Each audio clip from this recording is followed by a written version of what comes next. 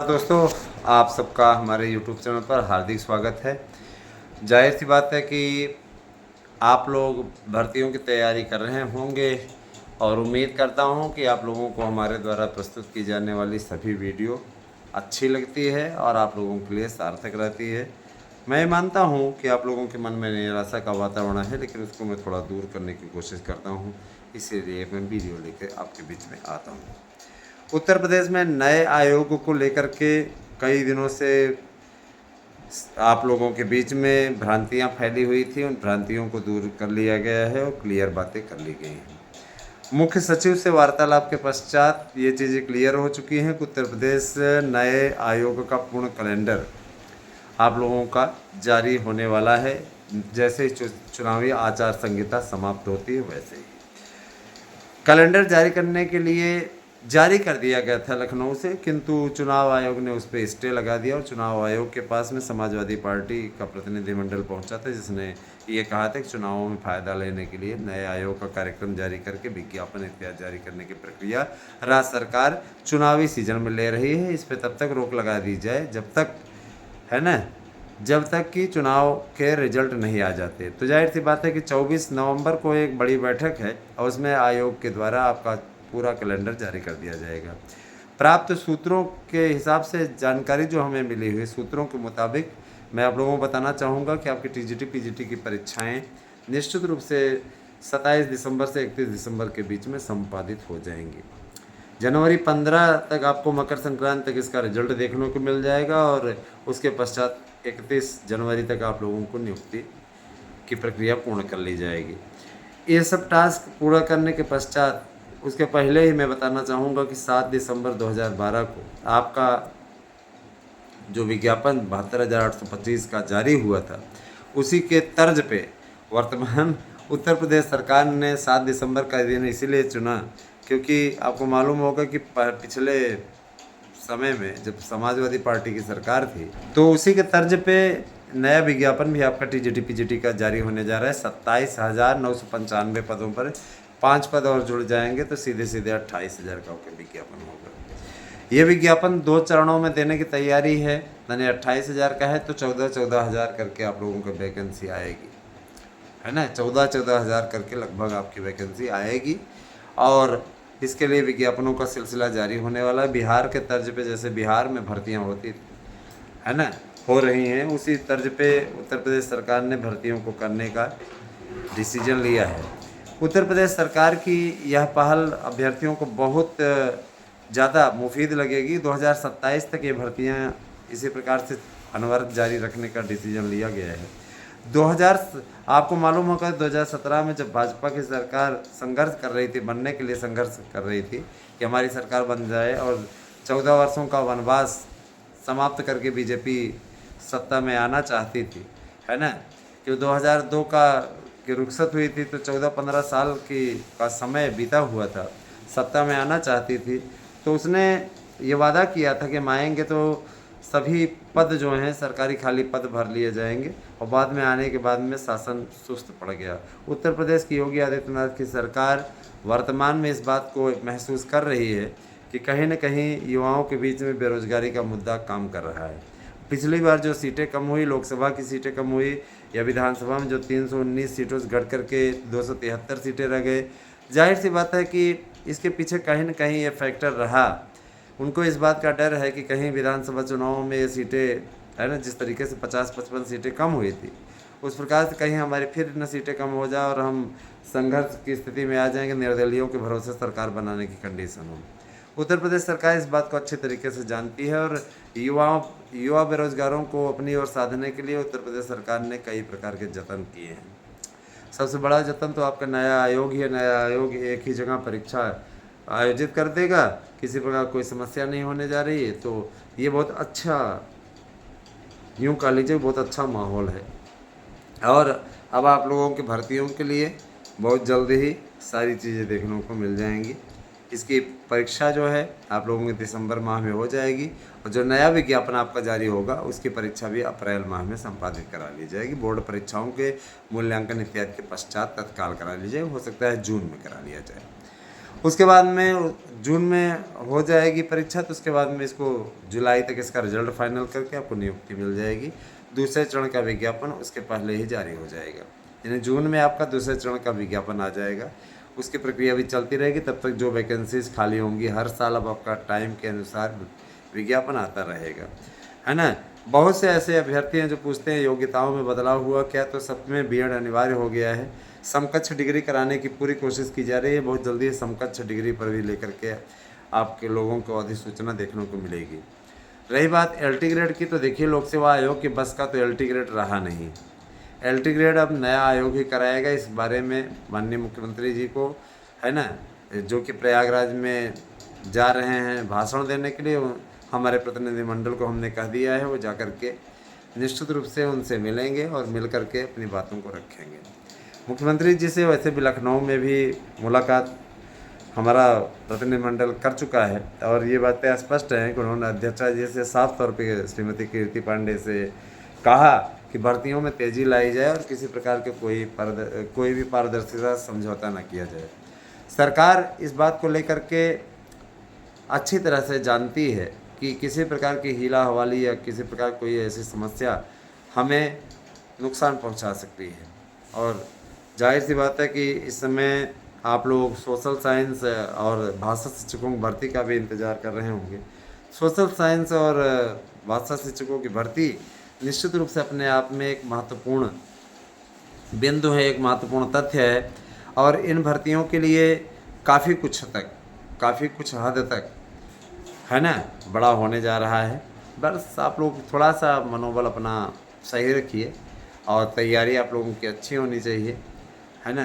शिक्षा जगत की जो संपूर्ण अपडेट है वो अपने आप में आपको सिर्फ़ और सिर्फ हमारे इसी यूट्यूब चैनल पे मिलती है।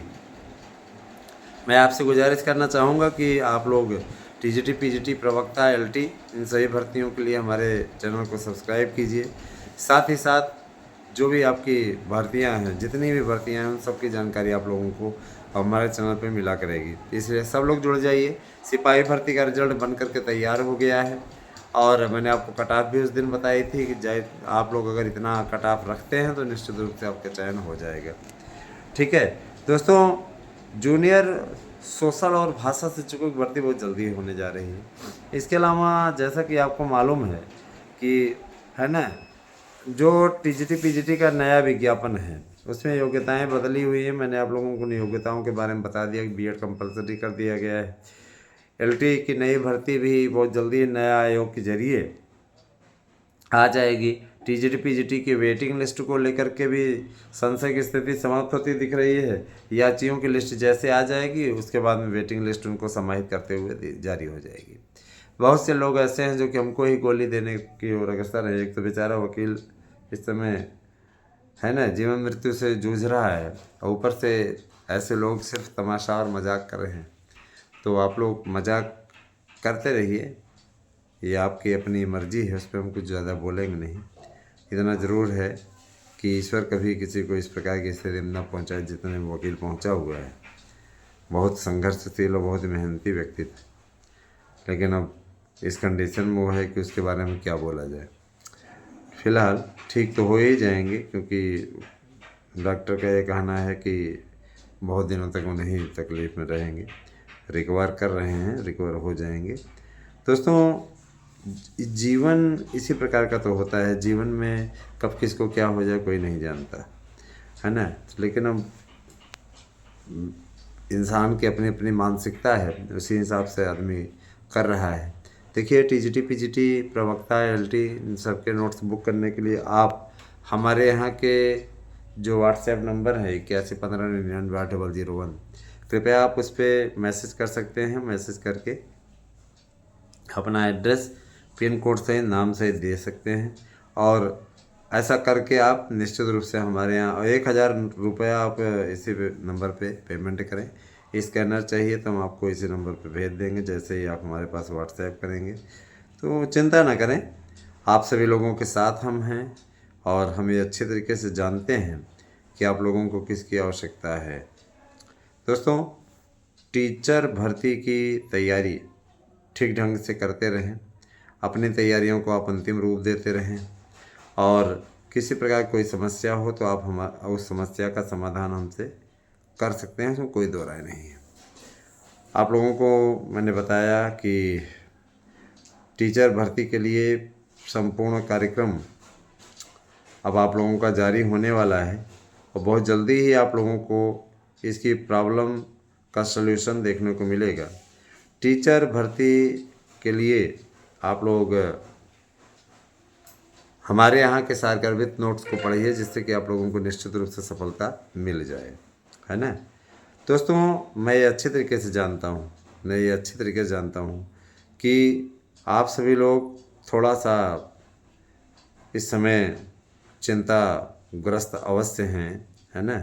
लेकिन मैं इतना ज़रूर कहना चाहूँगा, चिंता करने की बात नहीं है, भर्तियाँ आप सब लय पकड़ेंगे।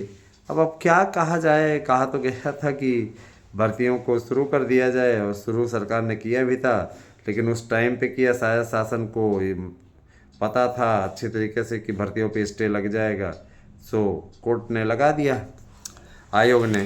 तो जाहिर सी बात है कि अब जो है इन सब बातों का कोई मतलब है नहीं, आप लोगों को वेट करना ही पड़ेगा 24 नवंबर तक। तो उसके बाद में 24 नवंबर को जो शाम में बैठक है, उसमें आप लोगों को पूरा कार्यक्रम आ जाएगा, और शायद नहीं आ जाएगा, निश्चित आ जाएगा। चलिए अब शुरू करते हैं अगली अपडेट। इसमें उपचुनावों का दौर चल रहा है। जाहिर सी बात है, आप उपचुनाव देख रहे हैं कि उपचुनावों में इस समय, है ना, विभिन्न प्रकार के लोग अपनी चर्चा पर चर्चा कर रहे हैं। समाजवादी पार्टी का अपना दावा है, भारतीय जनता पार्टी का अपना दावा है। इस प्रकार से कार्य चल रहा है ना। अब मैं आपको संभावनाओं की बात करना चाहूँगा आपके बीच में। तो संभावनाएं, जो स्थिति बन रही है, उसे देखते हुए लग रहा है कि, है ना, कांटे की टक्कर होनी है, इसमें कोई दो राय नहीं। मैं आप लोगों को प्रयागराज से की सीट से शुरू करता हूँ। प्रयागराज में एक विधानसभा सीट है फूलपुर, जहाँ से प्रवीण पटेल सांसद के रूप में चुन लिए गए हैं, और सांसद के रूप में चुने जाने के पश्चात अब प्रवीण पटेल ये चाह रहे हैं, ध्यान दीजिएगा, कि वो अपने कैंडिडेट को जिता ले जाए। इसके लिए दीपक पटेल को टिकट भाजपा ने दिया है। समाजवादी पार्टी से मुजतबा सिद्दीकी टिकट पाए हुए हैं, जो कि पूर्व में लड़ भी चुके हैं, लेकिन प्रवीण पटेल से हार भी चुके हैं। इसमें भी सच्चाई है। चूँकि आपको मालूम होना चाहिए कि यहाँ पे पटेलों की बहुलता है, और अनुप्रिया पटेल से लेकर के विभिन्न पटेल नेता इस समय केसरी देवी पटेल, जिनके पुत्र दीपक पटेल हैं, लड़ रही हैं, आकर के यहाँ पे प्रचार ज़बरदस्त तरीके से कर रही हैं। मुख्यमंत्री जी की भी रैली है, और इस समय हिंदूवादी छवि के लिए माननीय योगी आदित्यनाथ जी जाने जाते हैं। तो सारी चीज़ें चल रही हैं, देखिए आगे क्या होता है। फिलहाल फूलपुर सीट पे भारतीय जनता पार्टी की अभी भी स्थिति मजबूत है। कुछ लोग कहेंगे कि लोकसभा चुनावों में यहाँ पे पिछड़ गए थे, तो लोकसभा चुनाव और विधानसभा के चुनाव दोनों अलग अलग होते हैं। लोकसभा चुनाव में लोगों की शिकायत थी, है ना, वर्तमान सांसद से, जो वर्तमान सांसद उस समय थी केसरी देवी पटेल से, लेकिन वर्तमान में इनसे कोई शिकायत नहीं है। प्रवीण पटेल ने अच्छा काम किया है उस एरिया में, कभी भी आप जा कर के देख सकते हैं, निश्चित रूप से अच्छा कार्य किया है, उसमें कोई दो राय नहीं। कोई सड़कें बनवाना हो, कुछ भी करना हो, है ना, अगर सांसद जी को या विधायक जी को याद किया जाता था तो वो निश्चित पहुँचते थे। तो अगर देखा जाए तो वहाँ पे उनकी स्थिति मजबूत है, और भारतीय जनता पार्टी को बस उनकी छवि के सहारे किला फतह, जो अभेद्य किला बना हुआ है 4 चुनावों से, 2 लोकसभा और 2, है ना, 3 लोकसभा और 2 विधानसभा चुनावों से जो सिलसिला बना हुआ है, इसको 6 के आंकड़े में भारतीय जनता पार्टी पहुंचाना चाहती है। प्रवीण पटेल ने ही कह करके इनको टिकट दिलवाया है, तो काफ़ी अच्छी स्थिति है दीपक पटेल की, जीतने की पूरी संभावना है। और मैं और कहना चाहूँगा कि गाजियाबाद की जो सदर की सीट है, उस पर भी भारतीय जनता पार्टी की स्थिति मजबूत है, क्योंकि आपको, है ना, ये मालूम ही है कि सदर सीट पे बीजेपी पिछली बार भी जीती थी, विधायक जी की उनकी मृत्यु हो गई थी। है ना।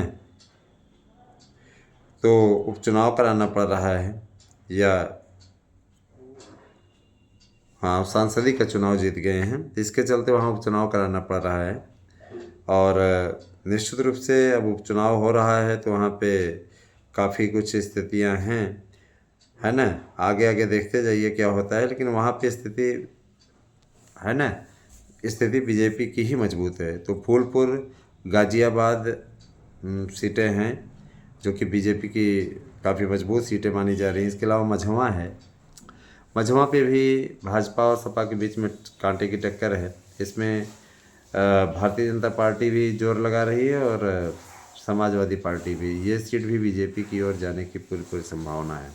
खैर सीट है, खैर सीट भाजपा की एक गढ़ सीट मानी जाती है। मीरापुर पे रालोद जीता था तो रालोद की स्थिति वहाँ मजबूत है। सीसामऊ में समाजवादी पार्टी इसलिए जीते क्योंकि वहाँ पर मुस्लिमों की काफ़ी आबादी है ना।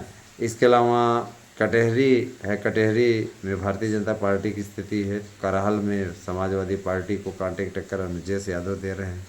कुंदरकी भी भाजपा जीत सकती है। तो इस प्रकार क्या कहते हैं, मिल्कीपुर का ऐलान ही नहीं हुआ है। मिल्कीपुर में अभी एक याचिका पड़ी हुई जिसके चलते ये स्थिति है। तो जाहिर सी बात है, देखिए 3 सीटें संभवतः समाजवादी पार्टी जीतेगी और 5 सीटें भारतीय जनता पार्टी के खाते में जाने की पूरी पूरी स्थिति है। दोस्तों महाराष्ट्र, और इस समय महाराष्ट्र का चुनाव हो रहा है और चुनाव हो रहा है आप लोगों का झारखंड का।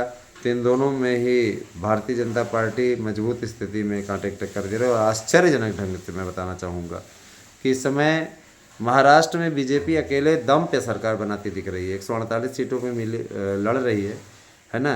बहुमत का जो आंकड़ा है वहाँ पे निश्चित रूप से उसको पाते हुए दिख रही भाजपा अपने बल पे। अपने आप में ये बहुत बड़ी चीज़ है। और मैं इतना ज़रूर कहना चाहूँगा कि वहाँ पे बीजेपी आ सकती है। इसके अलावा झारखंड में भी भाजपा आशातीत प्रदर्शन करते हुए 65 सीटें जीत सकती है 87 विधानसभा की सीटों पे। ये काफ़ी अच्छी स्थिति है। और यहाँ पे एनडीए को जो महायुति के नाम से जाना जाता है, निश्चित रूप से महायुति को कुल 288 में से 180 सीट मिलने की पूरी पूरी स्थिति है, जिनमें बीजेपी को पूर्ण बहुमत मिल जाएगा, है ना। तो इसी बात से कांग्रेस घबराई हुई है। कांग्रेस से उलेमाओं ने मांग की है कि आपको हम समर्थन तभी देंगे जब आप भाजपा के संगठन आरएसएस पे बैन लगाएंगे, मुसलमानों को 10% आरक्षण देंगे। तो कांग्रेस ने इसे एक्सेप्ट भी कर लिया है। कांग्रेस हमेशा से ही हिंदुओं की विरोधी रही है, इसमें कोई दो राय नहीं है ना। और कांग्रेस की इसी कारस्तानी की वजह से आज कांग्रेस सिकुड़ती चली जा रही है हर राज्य में, है ना। तो जो भी सनातनी होगा, और जाहिर सी बात है कि ऐसे लोगों को वोट नहीं देगा, क्योंकि इनको वोट देने का कोई औचित्य नहीं है, कोई लाभ नहीं है ना। हानि की स्थिति ज़्यादा है, लाभ की स्थिति नहीं है। सावधान हो जाइए, अन्यथा वही होगा कि एक दिन ऐसा अध्यादेश, ऐसा कानून पास कर देगा कि हिंदू लड़कियों को, है ना, मुस्लिमों के साथ में शादी करना अनिवार्य है ना। इन लोगों ने, कांग्रेसियों ने पूरा मुद्दा बना लिया है, इसको मकबरा बना लिया है तमाम प्रकार की चीज़ें। तो जाहिर सी बात है, रोहिंग्या मुसलमानों का समर्थन करने वाले, नक्सलियों का समर्थन करने वाले कभी भी हिंदुओं के हितैषी नहीं हो सकते। हिंदू धर्म में का इतना अपमान मुस्लिमों के द्वारा किया गया, जिहादी मानसिकता के लोगों ने, है ना, कभी थूक मिलाया, कभी मूत्र मिलाया, है ना। हिंदू लोग खाते रहे बिंदास अंदाज में। बाद में उनको पता चला कि हम जो खा रहे हैं वो तो किसी, है ना, किसी मुसलमान का है ना। ऐसी ऐसी चीज़ें हैं, तो क्या कहा जाए। लेकिन दुर्भाग्य यही है कि ऐसे लोगों के खिलाफ एक भी शब्द न तो समाजवादी पार्टी से आया, न बसपा से आया, न कांग्रेस से आया, न किसी विपक्षी दल से आया। केवल आपके हित के लिए कोई खड़ी रही तो भाजपा रही, है ना। तो यहाँ पे जो चीज़ें चल रही हैं दोस्तों, अपने आप में आश्चर्यजनक है कि इस पर भी हिंदू क्यों बोल नहीं रहा है। आप सभी से मैं गुजारिश करना चाहूँगा कि आप लोग ज़्यादा से ज़्यादा संख्या में चैनल को सब्सक्राइब कीजिए, साथ में जुड़िए। ये आपका चैनल है, आप लोगों के लिए राजनीतिक खबरों का भी एक गुलदस्ता निश्चित रूप से हमारे, है ना, चैनल के माध्यम से आ रहा है और आगे आने वाले समय में भी आता रहेगा। आप सभी लोग हमारे चैनलों का सपोर्ट कीजिए। इस समय हमारा यूट्यूब चैनल द सुभी शो काफ़ी अच्छी स्थिति में चल रहा है। आप सब लोग कृपया चैनल को सब्सक्राइब कर लीजिए। एक आप लोगों के लिए जो जितने चैनल हमारे हैं, है ना, उन सारे चैनलों से आप जुड़िए, यही आपसे कहना है। धन्यवाद। आपसे दिन शुभ हो।